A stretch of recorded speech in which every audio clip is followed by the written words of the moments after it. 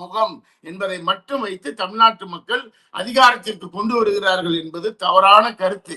இப்ப விஜய் வந்திருக்கிறது திராவிட கருத்தியல் என்ற ஒரு கருத்தியலுடைய பிரதிநிதியாக அவர் இப்பயும் காட்டிக்கிறார் பாருங்க.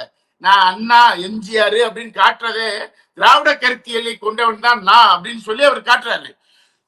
ஆனா அதை பாஜக ரொம்ப டெக்னிக்கலாக நீங்க அந்த சார்பு ஓட்டுகளை பிரிக்கிறது, அதான் வேற ஒண்ணுமே கிடையாது. இவர் திராவிட கருத்தியலைத்தான் மெயின்டைன் பண்ண போறாருன்னா ஒண்ணு அதிமுகவோட போய் சேர்ந்து நில்லுங்க, இல்ல திமுகவோட போய் சேர்ந்து நில்லுங்க, அவ்வளவுதானே. ரெண்டுக்கு வித்தியாசமா நீங்க என்னத்த சொல்ல போறீங்க? நீங்க என்ன சொல்ல போறீங்கன்னா ஊழல்னு சொல்லுவீங்களா? ஊழல் லஞ்சம் அப்படின்னு சொல்லுவீங்களா? அப்படின்னா லியோ படத்துக்கு எவ்வளவு காசு வாங்கினீங்கன்ற கதையை புறத்தையும் சொல்லணும்ல. நீங்க எவ்வளவு சம்பாதிச்சீங்க சொந்த வாழ்க்கையிலேயே? நீங்க அரசியலுக்கு வர்றதுக்கு முன்னாடி எல்லாரும் ஓப்பனா காட்டுறாங்க இல்ல இவ்வளவு அப்படின்னு, நீங்களும் காட்டிட்டு வாங்க.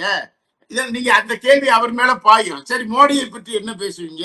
ஊழலை பற்றி பேசினா நீங்க இப்ப வரைக்கும் நீங்க முதல்ல ஒரு வார்த்தை கேட்டீங்கல்ல இந்த வாக்காளர் பத்தி.